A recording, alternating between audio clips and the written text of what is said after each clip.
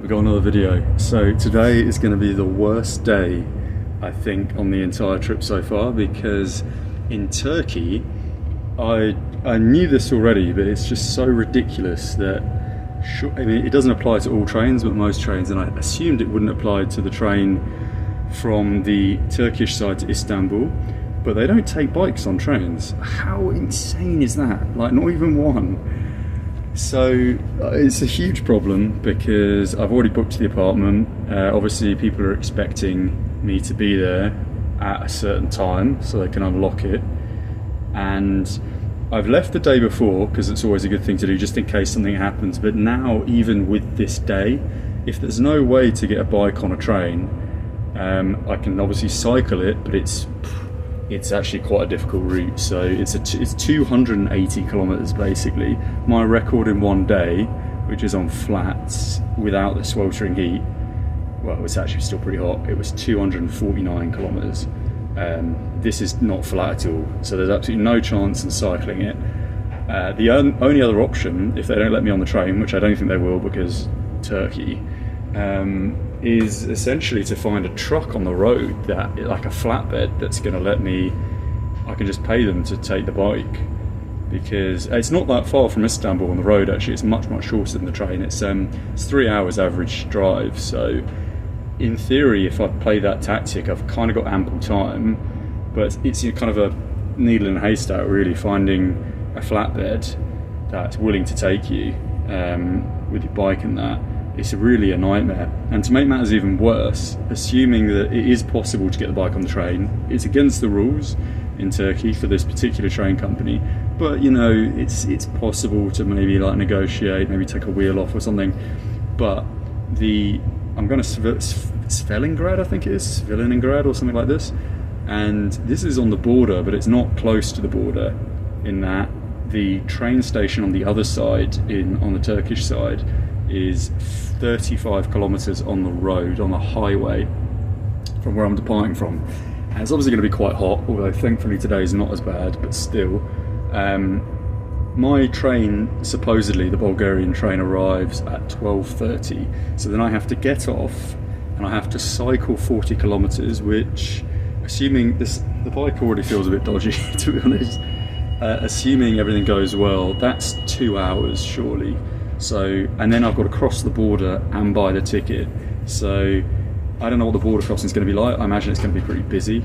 Yeah, it's a big problem really, because if I miss the train to Istanbul, then there's one more train tomorrow morning. That's it. That's the only train that goes to Istanbul. Only the one on the Turkish side. That's at 8 a.m.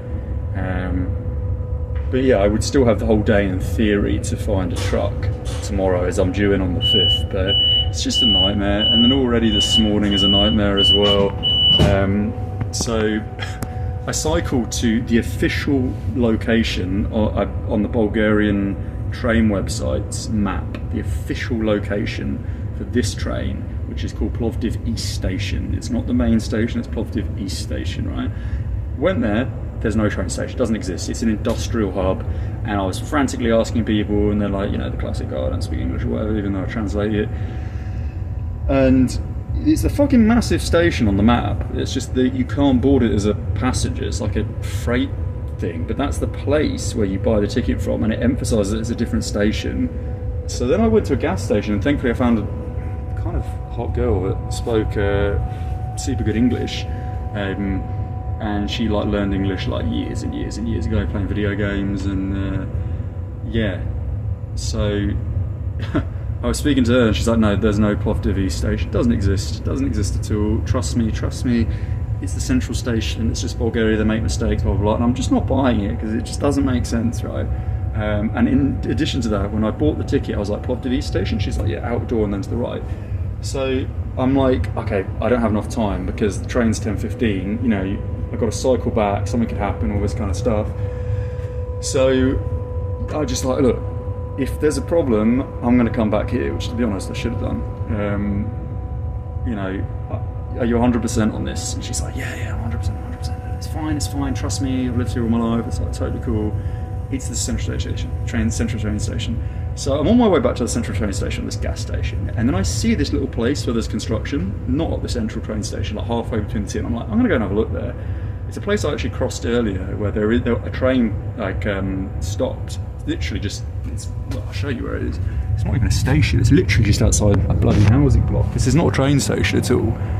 It's just a housing block. So I stopped here.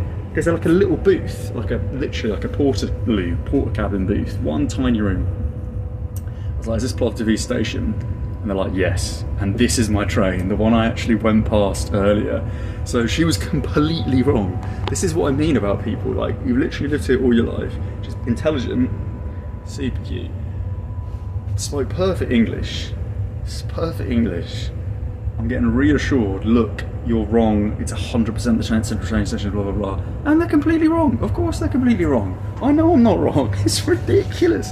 How does no one know anything? This is not a big place as well. Like, that gas station's right there. Like a 10-second drive and a 5-minute cycle ride.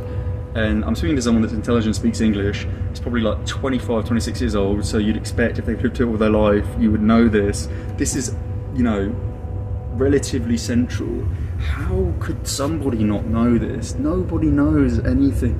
If I lived in a town and there was more than one train station, this is a train station, I would know that. How can people live in a place and not know that they have 2 train stations in their own town? It's unbelievable. So literally unbelievable to me. Just the level of just stupidity.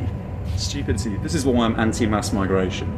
People don't seem to realise that all the accolades that we attribute to intellectual endeavour capacity, you know, in certain countries, it's not transferable. Like, you know, just because someone's a doctor in fucking Nigeria or Bulgaria or whatever, as one such example, I'm not saying that they're, you know, any worse, and I'm just using medicine as an example. It could be the opposite.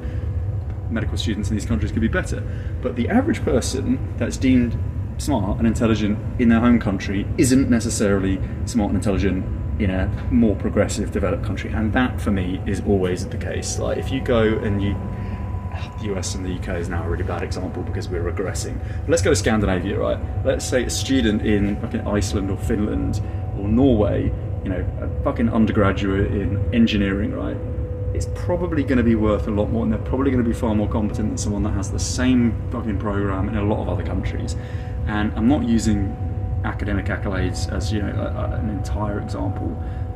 Just anything, just generally, like fucking plumbers, electricians, often they're not better in these kinds of countries. In fact, everything is all about just kind of like jumping the gun, skipping the queue, dusting under the carpet, not screwing things on correctly, using the wrong bolts. Like, everything's falling apart. The infrastructure's falling apart in all these countries within a week of it actually being built. It's mad.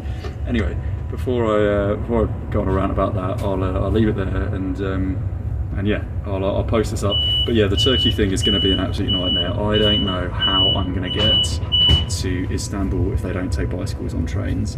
I feel like in most of the countries, as a tourist, you could, you know, try and negotiate, but just Turkey's just got bad vibes, just bad vibe country. They're a little bit authoritarian, play by the rules. So I think the other option is, like, here's an example. So if we have the 4 seats here, 1, 2, 3, 4, surely on the train in Turkey, I should be able to buy 4 seats and put my bike there, because the seats are really cheap. The seats are £1.90, which is about £4.70. So for 20 quid, I should be able to buy my own set of 4, and I'm hoping that's like another last minute kind of solution to the problem. But again, the biggest issue is actually making it from the 40k's with the border crossing and being able to buy and negotiate the ticket for the bicycle, which I feel like that's 45 minutes, you know, on its own. It's going to be so tough. It's going to be so tough. But hopefully, so long as there's no rain, and that's a 50-50, it's going to be a relatively cool day. If there's rain, that's just another nightmare. And who knows if I'm even on the right train, because no one knows what they're doing. So there we go. That's the buzz so far. And yes, I think I'm going to stay longer in Istanbul just because it's such a vast city. I mean, I've booked 9 days there, but because I've got this apartment credit, I want to use it up, and I just got my refund for that for that annoyance that happened. I think it was yesterday morning. I think I posted a video up on it. I'm not sure if I did.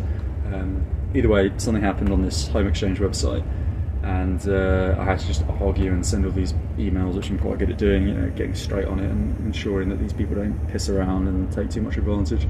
So I did get my credits reimbursed, which was to be expected, but the thing I'm actually annoyed about is that the person, again, if you don't have context for this, turn off, but basically I booked an apartment and the guy like screwed me, where he, after it was finalised, he said, oh, there's extra fees, which was all a scam. But there's a stupid policy on this website where, just like landlords in real life, the host has all the authority, even though it's like interchangeable. So as a guest, you're also supposed to be a host, so like people should be equal. But if you cancel, they get to keep everything, irrespective of how long before the actual intended date you've cancelled. And, you know, irrespective of the fact that it could have been within 10 minutes of the booking, they get to keep everything and they get to decide if they give it back, which of course the guy didn't, after they've already broken the terms in this case. It's absolutely fucking insane. Like, whoever wrote that contract is a moron, absolutely thick as shit. So, yeah, just loads of stuff's been going on, and it's going to be brutal today. But, you know, sometimes when things are brutal and you succeed, it's a better reward. That's what I find. And there's something wrong with the bike already. Like, here we go, let's have a little look before I turn it off. So yeah, this is the setup now. It should be a little bit more secure. He says that and then it fucking moves. I probably should tighten that more.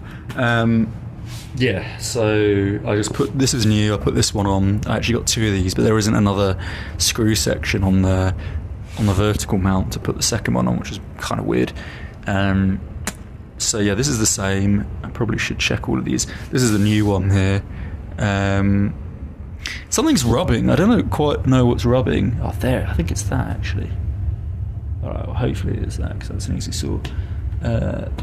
This was just temporary, because obviously I didn't plan on actually doing any cycling, really. So it's supposed to be like 40 k's max today, and it's just the... and then the train. But yeah, I mean, the balance feels actually pretty decent. Considering how much weight is on this, it's pretty decent. I way prefer this setup, both aesthetically and in terms of comfort, the latter being more important than what I imagine a double pannier situation would look like. I did have the panniers on the back, which is what these are, and it was bloody awful. So I think this is fine. And let's just hope this is the train, because there's no more... There is one more train, actually. If this doesn't, that could get me there just in time. But after that one, that's it. I'll leave it there. There we go. Au revoir.